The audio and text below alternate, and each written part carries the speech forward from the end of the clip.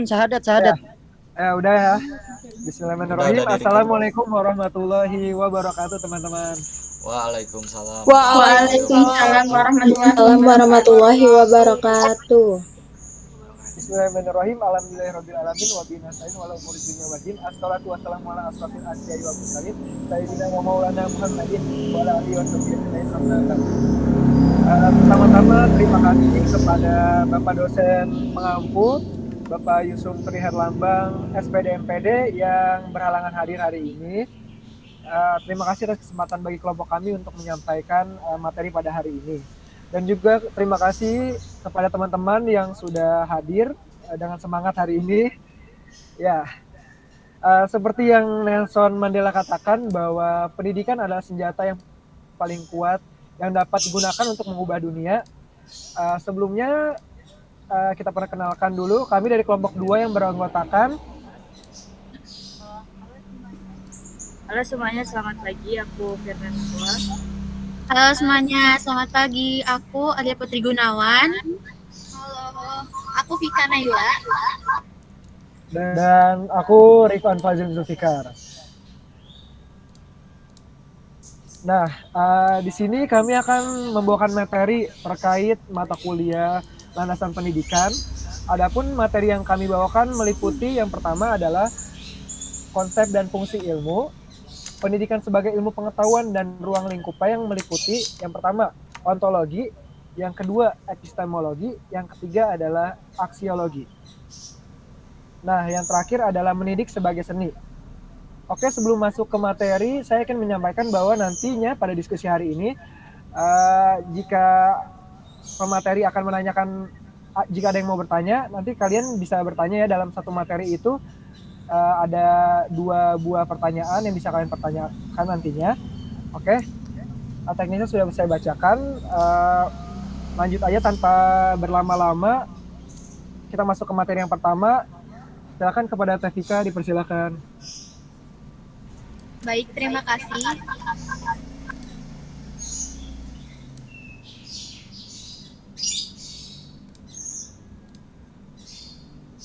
Baik, terima kasih kepada Kang Rifan telah memberi kesempatan bagi saya untuk menjelaskan tentang konsep dan fungsi ilmu. Sebelumnya di sini ada yang tahu nggak konsep ilmu itu apa? Belum. Tidak, jelasin dong. Baik langsung aku jelasin aja. Konsep ilmu adalah bagan, rencana, atau pengertian baik yang bersifat abstrak maupun operasional yang merupakan alat penting untuk kepentingan pemikiran dalam ilmu atau pengetahuan ilmiah. Setiap ilmu harus memiliki suatu atau beberapa konsep kunci ataupun konsep tambahan yang berkaitan. Konsep merupakan alat penting untuk pemikiran, terutama dalam hal penelitian ilmiah atau penelitian keilmuan. Ada beberapa penerapan konsep ilmu ilmiah, di antaranya konsep bilangan di dalam matematika, konsep gaya di dalam fisika, konsep evolusi di dalam biologi, stimulus di dalam psikologi, kekuatan atau strata sosial di dalam ilmu-ilmu sosial, simbol di dalam linguistik, keadaan dalam ilmu hukum, keselamatan dalam ilmu teologi, atau lingkungan di dalam ilmu-ilmu interdisipliner.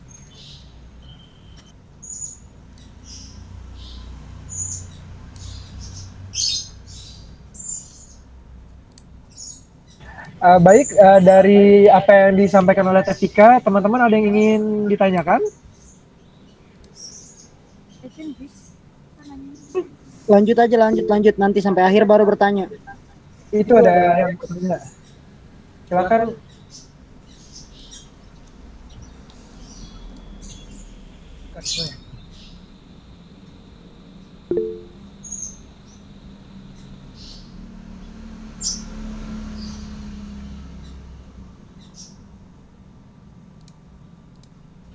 Baik, Saudari T. Karisma, pertanyaannya apa ya?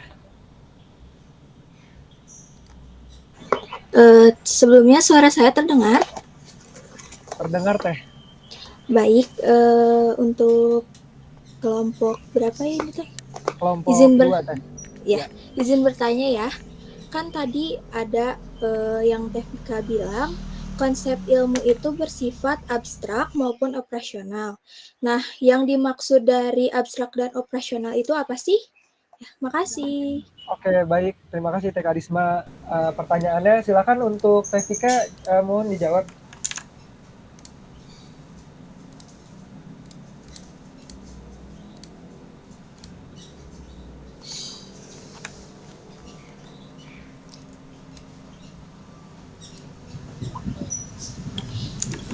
Oke, baik, Teh Karisma, terima kasih pertanyaannya.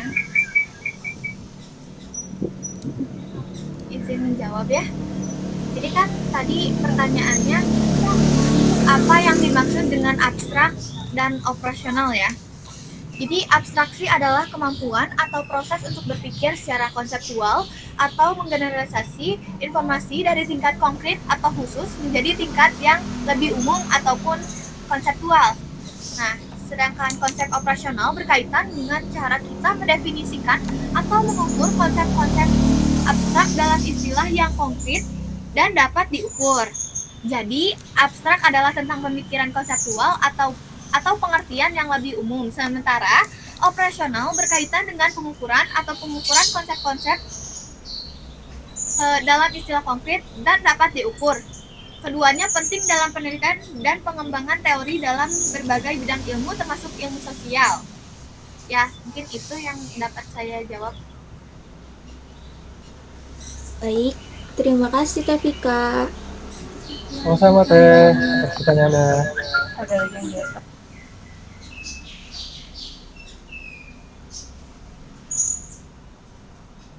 Oke Teh, dilanjutkan materinya.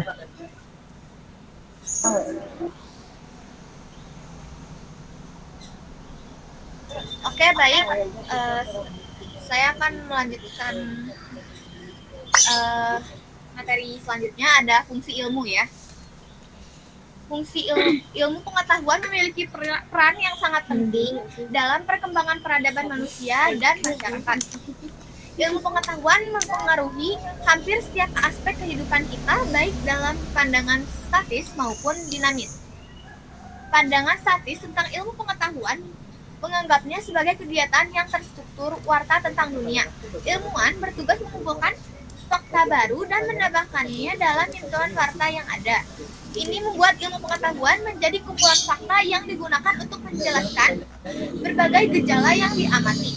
Dengan demikian, ilmu pengetahuan memiliki fungsi praktis untuk menyempurnakan, menciptakan kemajuan, menganalisis fakta, dan mengembangkan pengetahuan dalam berbagai bidang kehidupan. Pandangan dinamis atau heuristik tentang ilmu pengetahuan lebih menekankan teori dan struktur konseptual yang berkaitan yang penting untuk penelitian. Fungsi ilmu dalam pandangan ini adalah membentuk hukum-hukum umum yang mencangkup perilaku dari kejadian empiris atau objek empiris yang diamati. Ini memungkinkan ilmu pengetahuan untuk menggabungkan peristiwa yang terpisah-pisah dan memprediksi kejadian-kejadian masa depan. Dengan demikian, ilmu pengetahuan membantu manusia memahami, menjelaskan, mengatur, dan memprediksi berbagai peristiwa dalam kehidupan, baik alam maupun sosial. Ini membantu kita mencari solusi untuk masalah yang dihadapi dan memberikan kemampuan untuk merencanakan masa depan meskipun dengan sifat probabilitas, mengingat realitasnya seringkali tidak dapat diprediksi sepenuhnya.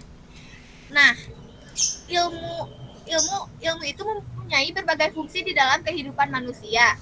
Salah satunya adalah membantu memecahkan masalah. Ilmu membantu dalam memecahkan masalah yang dihadapi dalam kehidupan sehari-hari. Dengan pengetahuan yang diperoleh, maka dapat mengidentifikasi solusi yang tepat. Terus, ada juga fungsi ilmu sebagai meningkatkan pemahaman. Ilmu membantu manusia untuk lebih memahami tentang alam, kehidupan sosial, dan juga kemanusiaan. Dengan pemahaman yang lebih baik, manusia dapat mengambil keputusan yang lebih baik pula. Selanjutnya ada meningkatkan derajat manusia. Ilmu dapat meningkatkan derajat manusia baik secara individu maupun kolektif. Dengan ilmu, manusia dapat menciptakan berbagai macam keperluan yang bermanfaat untuk sehari-hari. Selanjutnya, fungsi ilmu juga bisa meningkatkan kualitas hidup. Ilmu dapat membantu manusia untuk menciptakan teknologi dan inovasi yang baru dapat meningkatkan kualitas hidup manusia. Terus ada meningkatkan pemahaman agama. Ilmu juga dapat membantu manusia untuk lebih memahami agama dan keyakinan. Dengan pemahaman yang lebih baik, manusia dapat mengamalkan ajaran agama dengan lebih baik pula. Selanjutnya ada meningkatkan adaptasi. Ilmu pengetahuan merupakan suatu bekal yang sangat penting bagi kehidupan manusia karena manusia hidup membutuhkan ilmu untuk mampu beradaptasi. Dalam kehidupan ini, ilmu berperan penting bagi perkembangan dan kemajuan umat manusia. Ilmu pengetahuan juga harus senantiasa diterapkan ke dalam kehidupan sehari-hari, baik melalui pendidikan formal maupun informal.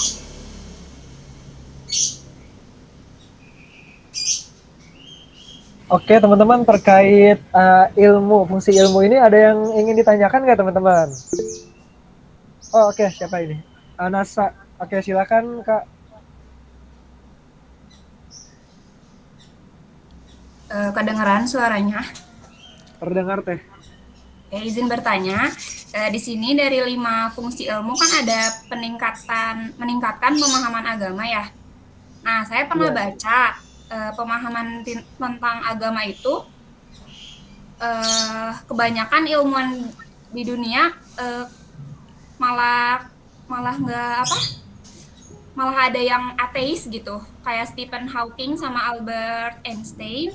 Tapi di sini fungsi ilmu meningkatkan pemahaman agama, sementara banyak ilmuwan di luar negeri apa di beberapa negara itu malah ateis gitu. Bisa dipahami, Akang Teteh? Bisa, terima kasih Teh atas pertanyaannya. Silakan untuk Teh Vika, silakan dijawab pertanyaan dari Anasa. Baik, Teh Anasa izin menjawab ya. Memang benar bahwa beberapa ilmuwan terkenal seperti Stephen Hawking dan Albert Einstein dikenal sebagai ateis atau memiliki pandangan sekuler terkait agama. Namun, penting untuk diingat bahwa pandangan keagamaan atau keateisan adalah masalah pribadi dan sangat bervariasi di kalangan ilmuwan. Ada beberapa alasan kenapa beberapa ilmuwan cenderung memiliki pandangan ateis. Salah satunya, mereka biasanya mencari kejelasan dan pemahaman berdasarkan data atau bukti yang dapat diuji kan ya. Nah, tapi konsep agama itu kan seringkali bersifat abstrak atau tidak bisa diuji gitu kan ya secara ilmiah, sehingga beberapa ilmuwan cenderung kurang mempercayai atau tidak memasukkan pandangan agama dalam karya ilmiah mereka. Jadi, kita sebagai manusia yang beriman pentingnya untuk mengedepankan akidah serta adab di atas ilmu. Jadi seperti itu ya Teh. Oke, terima kasih atas penjelasannya Teh. Oke teman-teman, kita lanjut ke materi kedua ya. Apakah terdengar suara saya? Halo? Terdengar. Oke. Materi kedua ini tentang pendidikan sebagai ilmu pengetahuan. Sebelumnya aku mau tanya nih, teman-teman masih semangat nggak hari ini? Yo, semangat. Semangat ya, kayak semangat dong. Siap. Aku mah semangat banget. Oke, keren banget teman-teman. On cam semua ya. Pendidikan sebagai ilmu pengetahuan. Jadi pendidikan sebagai ilmu pengetahuan ini adalah memposisikan pendidikan itu sendiri sebagai platform atau wadah yang sesuai atau tepat untuk memperoleh berbagai macam pengetahuan. Pengetahuannya bisa didapatkan melalui proses mengkaji, meneliti, serta aksi seperti penerapannya. Nah, hal-hal ini pastinya dilakukan melalui perencanaan yang tepat sehingga nantinya akan bermanfaat bagi objek yang kita berikan ilmu pengetahuannya. Terus juga kegiatan pendidikan sebagai ilmu pengetahuan ini juga bertujuan melalui proses pembelajaran dalam konteks pendidikan yang nantinya tujuannya itu untuk menghasilkan ilmu pengetahuan yang akan berguna untuk pertimbangan serta menunjang kualitas pendidikan nantinya. Dalam pendidikan sebagai ilmu pengetahuan ini ada ruang lingkupnya, itu ada 3 teman-teman. Yang pertama adalah ontologi, yang kedua adalah epistemologi, yang ketiga adalah aksiologi. Nah, untuk ontologi sendiri adalah ontologi itu berasal dari bahasa Yunani kuno nih teman-teman, yang artinya ontos dan logos. Ontos sendiri itu artinya adalah ada atau eksis, sedangkan logia ini adalah seperti ilmu atau pengetahuan. Jadi di dalam ontologi ini mempersoalkan hakikat, kayak kenapa sih, apa, dan tujuan dari suatu hal itu apa. Jadi ontologi ini didasari oleh ilmu yang membahas tentang hakikat atau keberadaan dari suatu hal yang kita bahas, seperti sebab dan akibatnya. Bisa dikatakan bahwa ontologi pendidikan ini fungsinya untuk mengupas tentang hakikat pendidikan serta mengkaji hakikat atau keberadaan manusia sebagai objek pendidikan yang nantinya akan ditujukan kepada pendidik, kita sebagai pendidik, serta peserta didik yang kita ajar nantinya, serta untuk mengkaji tentang kurikulum dalam pendidikan. Bisa dibilang kalau tujuan dari ontologi sendiri untuk pemahaman aspek-aspek fundamental atau dasar yang membahas tentang hakikat pendidikan itu sendiri. Dengan adanya ontologi itu kita jadi bisa ini loh teman-teman, bisa menjawab pertanyaan seperti apa sih pendidikan itu dan tujuan pendidikan itu seperti apa.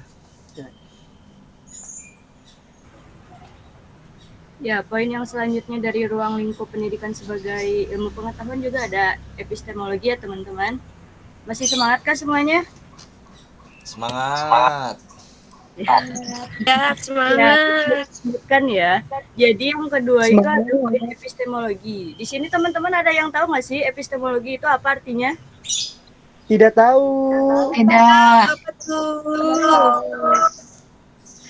Ya, bisa disebut epistemologi itu berasal dari bahasa Yunani ya teman-teman, sama seperti ontologi tadi. Epistemologi terdiri dari dua kata. Yang pertama itu ada epistem dan yang kedua ada logos.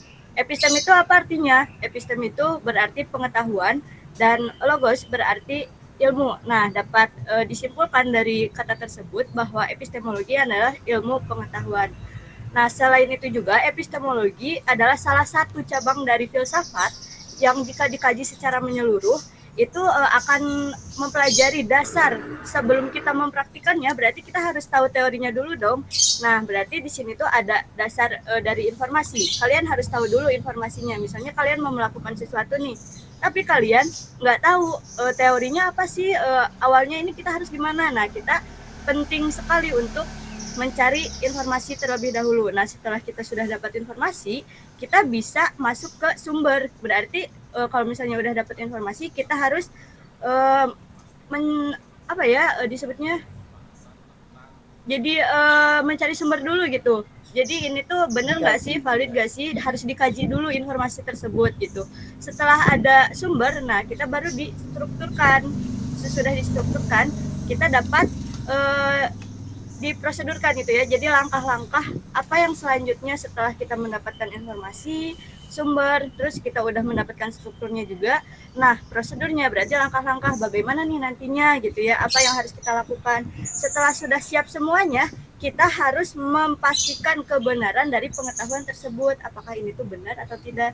Contohnya kita bisa mengambil dari jurnal-jurnal ya, itu bisa mengambil definisi dari apa yang mau kita sampaikan atau apa yang mau kita lakukan gitu. Nah, selanjutnya kenapa sih epistemologi itu penting buat dipelajari? Ada yang tahu nggak dari definisi tadi yang aku sebutin?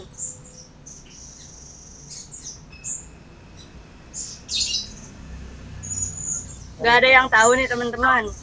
Saya tidak tahu dasar pengetahuan. Ya, nah di sini kan epistemologi itu membahas tentang dasar dari ilmu pengetahuan.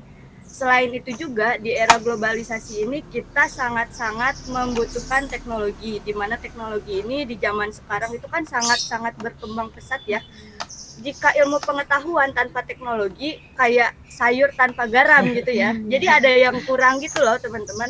Nah, makanya dua peran ini itu sangat penting ya, ilmu pengetahuan dan juga teknologi. Itu tidak bisa dipisah dan itu menjadi topik yang paling terus berkembang pesat gitu di era globalisasi. Nah, selain itu juga yang kedua itu ada membantu memahami berbagai bentuk pengetahuan. Yang tadi teman-teman ya kan ilmu pengetahuan nih kita membahasnya.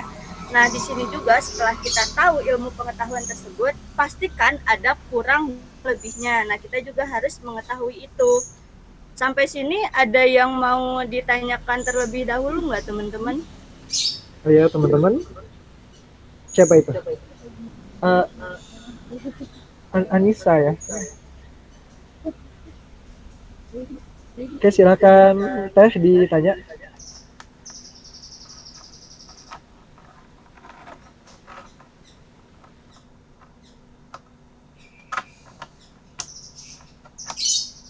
Aku mau izin bertanya ya. Oke, Teh. Udah dijelasin mengenai ontologi, kemudian juga udah dijelasin mengenai epistemologi. Ya. Ada nggak sih hubungan di antara ilmu pengetahuan ontologi dan epistemologi? Kalau ada tuh yang kayak gimana gitu hubungannya? Oke, Makasih. Teh. Ya, sama-sama. Makasih pertanyaannya. Aku jawab ya. Tadi kan ditanya sama Teh Anissa bahwa apa sih hubungannya ontologi pendidikan sama epistemologi itu? Nah, aku jelasin ya. Kalau ontologi pendidikan itu berkaitan erat sama epistemologi pendidikan. Ontologi itu sendiri fokusnya pada eksistensi, kayak keberadaannya ilmu itu seperti apa sih. Sedangkan kalau epistemologi itu berurusan dengan sumber, alasan, serta batas-batasan atau kayak limit dari pengetahuan itu sendiri. Kedua hal ini tuh berjalan bersama, ibaratnya berhubungan, karena ontologi sendiri tuh ngedefinisiin apa yang ada dalam pendidikan, sedangkan epistemologi ini lebih ke kayak proses mengkaji, memperoleh pengetahuan dalam konteks pendidikan itu sendiri, Teh. Seperti itu.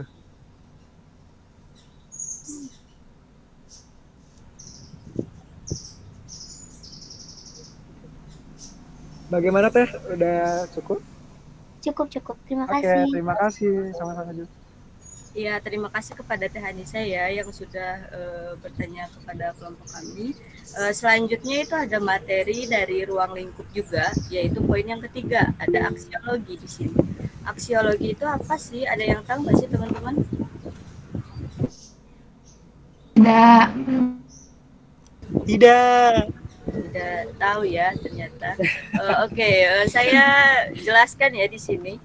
Sama seperti ontologi dan epistemologi, aksiologi pun diambil dari bahasa Yunani yang terdiri dari dua kata. Yang pertama ada aksion dan yang kedua logos. Apa sih aksion itu? Aksion itu berarti nilai, dan sedangkan logos seperti yang tadi ya, artinya adalah ilmu. Nah, menurut etimologi, aksiologi ini apa sih? Ada yang tahu nggak? Tidak. Ilmu Oke, pengetahuan diki hakikat dan manfaat filsafat seperti itu. Ya, betul sekali Teh Anjani. Di sini aksiologi itu lebih ke bagaimana cara penerapan kita ya setelah kita mendapatkan suatu ilmu, kan pasti diaksikan gitu ya. Maksudnya kayak masa kita udah dapat ilmu tapi kita tidak merealisasikan ilmu tersebut di kehidupan kita sehari-hari gitu ya. Pasti ada kan? Nah, di sini menurut etimologi atau menurut bahasa gitu ya, aksiologi merupakan salah satu cabang ilmu filsafat juga. Di sini aksiologi mendalami tentang nilai-nilai yang berkaitan dengan manfaat atau kegunaan ilmu dari pengetahuan untuk keberadaan manusia. Nah, di sini juga ada aspek dari aksiologi. Aspek itu dibagi menjadi dua. Yang pertama ada etika dan yang kedua ada estetika. Nah, ada yang tahu nggak sih teman-teman etika itu apa? Perilaku mungkin. Cara berperilaku. Nah, betul sekali ya. Etika itu cara kita berperilaku, atau dari sini itu etika bisa diambil dari bahasa Yunani yang berkata etos atau adat istiadat, atau dengan kata lainnya itu kayak kebiasaan gitu ya, kebiasaan dari individu atau suatu kelompok. Nah, di sini etika membahas tentang moral atau akhlak. Tadi juga ada ya disebutkan perilaku, norma, dan juga tradisi dari suatu kelompok itu. Terus yang kedua, di sini ada estetika, yaitu bentuk dari keindahan, rasa, atau emosi. Bagaimana cara kita mengontrol diri kita sendiri dan bagaimana kita harus bersosialisasi dengan individu lainnya. Seperti itu. Terus yang terakhir poinnya, yaitu peran dan fungsi dari aksiologi itu sendiri. Apa sih peran dari aksiologi? Ada dua, yaitu yang pertama penerapan teoris, Atau aksiologi juga mempunyai tujuan dari teori. Karena tadi aksiologi adalah definisinya merealisasikan dari ilmu yang telah kita kaji dari epistemologi. Nah, disinilah kita saatnya untuk merealisasikan dari ilmu tersebut. Apakah ini ilmu sudah benar atau tidak? Apakah ini ilmu bisa dipakai atau tidak, seperti itu.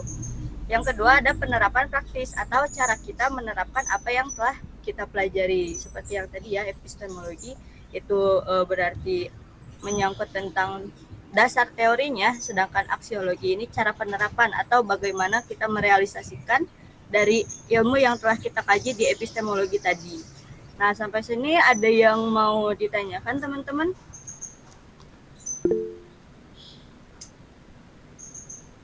Oke, dari Teh Nilam boleh bertanya? Baik, terima kasih. Izin bertanya. Tadi kan sudah dijelaskan tentang epistemologi dan aksikologi. Perbedaan dari kedua poin tersebut itu apa ya? Oke, terima kasih ya Teh. Pertanyaannya sangat bagus sekali. Izin menjawab. Jadi perbedaan dari epistemologi dan aksiologi itu apa? Tadi sudah dijelaskan ya, dari definisinya saja epistemologi ini lebih mengkaji ke pengetahuan dan kebenaran pengetahuan tersebut, sedangkan aksiologi ini lebih ke bagaimana sih cara menerapkan ilmu tersebut, bagaimana sih kita melakukan aksi untuk merealisasikan ilmu tersebut. Nah, masing-masing dari cabang filsafat ini memiliki tujuan yang berbeda. Jadi seperti itu jawabannya. Apakah bisa diterima jawabannya, Teh? Baik, cukup. Terima kasih. Oke, terima kasih Teh Nilam. Sama-sama.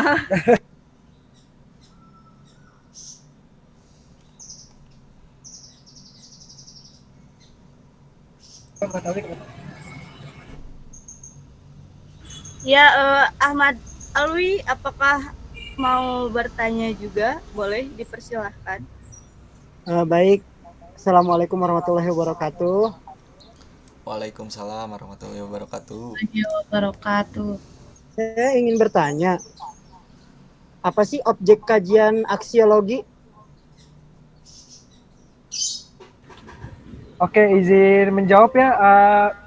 Objek kajian dari aksiologi sendiri kan, aksiologi itu adalah bentuk penerapan dari ilmu-ilmu yang sudah kita kaji sebelumnya ya. Dalam konteks ini kita bisa kita bisa sampaikan bahwa dalam ruang lingkup perkuliahan objek aksiologi itu adalah mahasiswa sendiri, sedangkan kalau dalam kita sebagai guru nantinya, objek aksiologi kita itu adalah murid-murid kita, Kang Alwi. Seperti itu yang bisa saya sampaikan. Oke, terima kasih atas jawabannya. Dan cukup sekian dari saya. Wabarakatuh. Aturnuhun, Kang. Ya.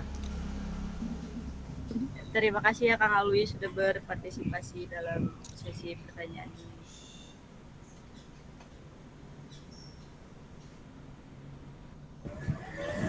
Oke, masih pada semangat gak nih teman-teman? Masih Kak, masih. Masih pada semangat ya. Oke. Selanjutnya kita masuk pada topik ketiga, yaitu mendidik sebagai seni dan teknik.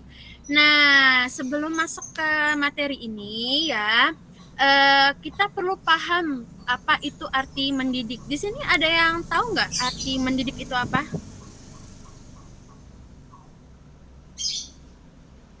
Boleh rasakan ya yang tahu arti mendidik itu apa? Kepada orang lain.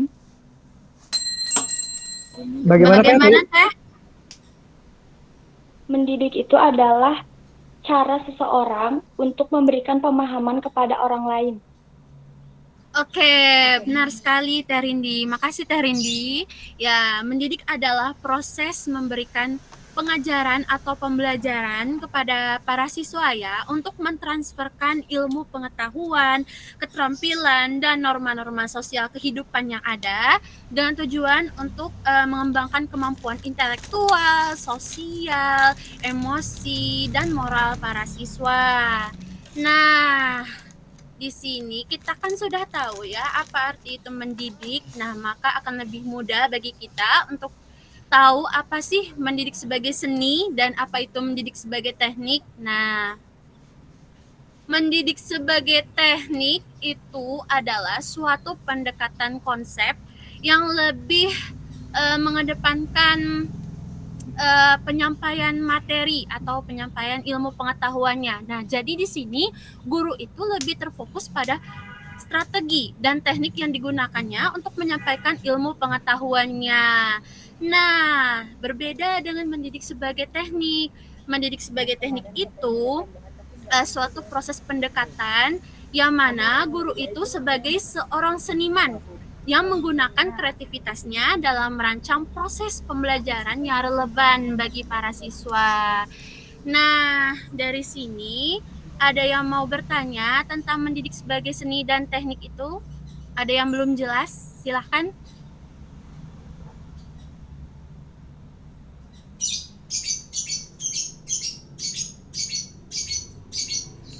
Boleh di raise hand ya.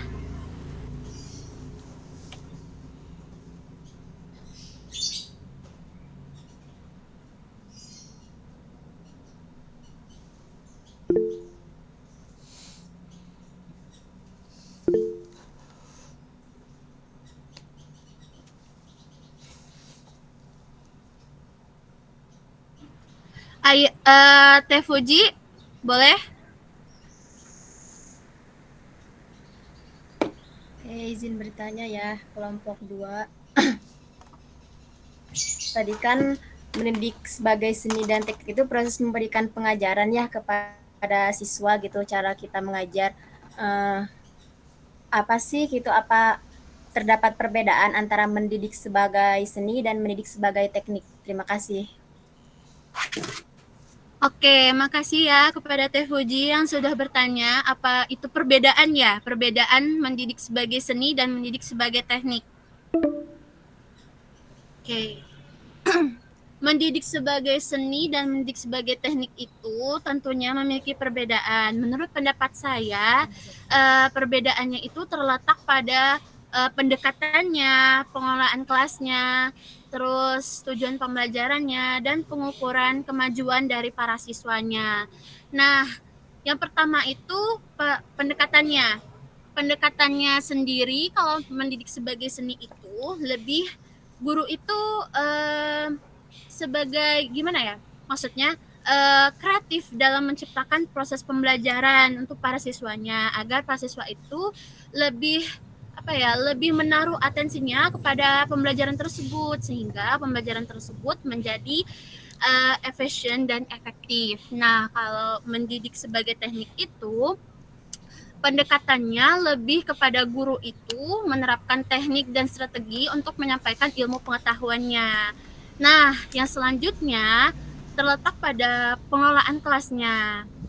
Nah, kalau mendidik sebagai seni itu pengelolaan kelasnya itu lebih terbuka terhadap pendekatan-pendekatan yang ada dan berfokus pada hubungan guru dan siswanya. Sedangkan mendidik sebagai teknik itu dia lebih cenderung memiliki peraturan yang ketat di dalam kelasnya.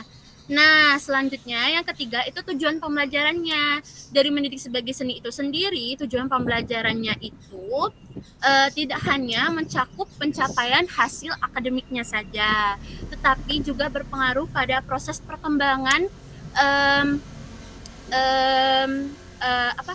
karakter para siswanya, kreativitasnya, dan pemahaman siswa itu sendiri terhadap dunia dan diri sendiri. Nah, sedangkan mendidik sebagai teknik itu dia lebih berfokus pada pencapaian hasil akademiknya saja. Nah, dan pemenuhan standar dari sekolah itu sendiri. Nah, dan yang terakhir pengukuran kemajuan. Nah, mendidik sebagai seni itu pengukuran kemajuannya tidak selalu tidak selalu berfokus pada ujian begitu tes, tetapi dia juga lebih fleksibel lah intinya. Nah, selanjutnya mendidik sebagai teknik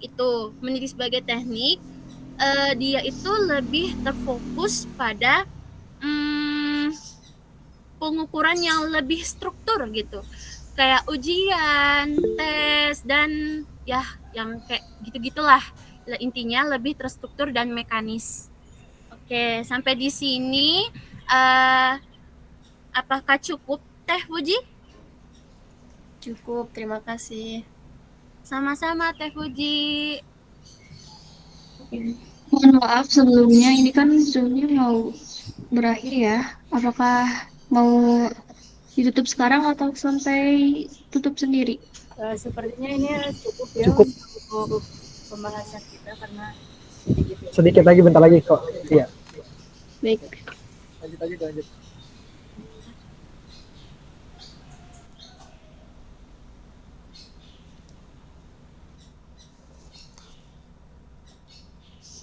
Di sini ada yang mau bertanya lagi tak tentang mendidik sebagai seni dan mendidik sebagai teknik? Oke, kepada Teh Haifah Hafsa silahkan untuk bertanya. Oke, makasih. Kedengeran suaranya?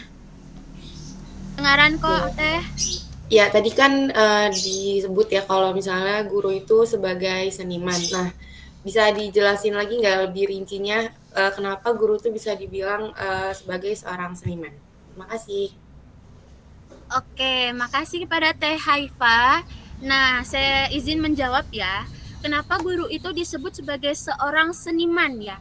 Karena guru itu menciptakan proses pembelajaran yang kreatif. Nah, sehingga para siswa itu menaruh atensinya pada pembelajaran tersebut. Nah, jadi tidak hanya berlangsung pada transfer ilmu pengetahuan saja, tetapi juga lebih mengandalkan emosi dalam pembelajaran tersebut, seperti mentoring, bimbingan, dan lain sebagainya, kayak begitu. Apakah cukup, Teh Haifah? Cukup. Makasih, Teh. Kasih, Teh Haifah. Oke, teman-teman semua gimana? Seneng nggak hari ini? Seneng banget. Oke. Tadi kan kita udah bahas kajian materi hari ini yang meliputi konsep ilmu dan fungsi ilmu, pendidikan sebagai ilmu pengetahuan, ruang lingkup pendidikan itu sendiri yang meliputi ontologi, epistemologi, serta aksiologi. Dan yang terakhir ada mendidik sebagai seni dan teknik yang disampaikan sama Teh Alia tadi ya. Teman-teman, sayang banget nih kita udah di penghujung dari diskusi hari ini. Terima kasih kepada Pak Yusuf Triharlambang atas kesempatannya untuk kelompok kita. Serta teman-teman mahasiswa yang sudah interaktif banget dan selalu semangat dari awal diskusi sampai akhir diskusi ini. Kesimpulannya coba Teh bisa dibacakan dari diskusi kali ini. Ya, dari diskusi hari ini berarti kita sudah mendapatkan kesimpulan ya dari materi yang sebegitu panjangnya tadi, dari 3 poin ya, di konsep dan fungsi ilmu, terus dari pendidikan sebagai ilmu pengetahuan, juga ruang lingkupnya, dan juga tadi yang terakhir ada dari mendidik sebagai seni dan teknik ya Teh ya. Nah, di sini kita dapat menyimpulkan bahwa dari materi kita itu konsep dan fungsi ilmu itu sangat penting ya bagi kehidupan manusia. Juga selain itu pendidikan sebagai ilmu pengetahuan juga tidak kalah penting karena di sini semuanya saling taut menaut, tidak bisa dipisahkan. Dan selain itu juga pendidikan sebagai ilmu pengetahuan dibagi menjadi 3 ya. Yang pertama ada ontologi tadi, epistemologi, dan juga aksiologi. Nah, selain itu juga mendidik sebagai seni dan teknik juga berperan penting dalam dunia pendidikan juga ilmu pengetahuan. Mungkin segitu saja dari kesimpulan materi hari ini. Terima kasih untuk partisipasinya semua teman-teman. Oke, makasih Teh Awa yang udah nyampein kesimpulan untuk Screenshot. On-cam. Dikasih apa? Kami dari dikasih W, dikasih O, dikasih W. Wow, keren. Wow, keren. Oke, makasih. Kami dari kelompok 2 pamit undur diri. Semoga diskusi ini nantinya akan menjadi hal yang manfaat untuk kita semua. Pesan aku untuk teman-teman mahasiswa, jangan pernah lelah untuk mencari ilmu yang baru. Terus semangat dalam perkuliahan. Sekian dari aku dan teman-teman. Wabillahi taufiq wal hidayah. Wassalamualaikum warahmatullahi wabarakatuh. Terima kasih. Yuk dipoto yuk. Boleh on-cam dulu ya buat dokumentasi bapaknya nanti. Boleh on-cam semuanya. Siapa yang screenshot? Ikan nyalain kamera, Fik. Udah.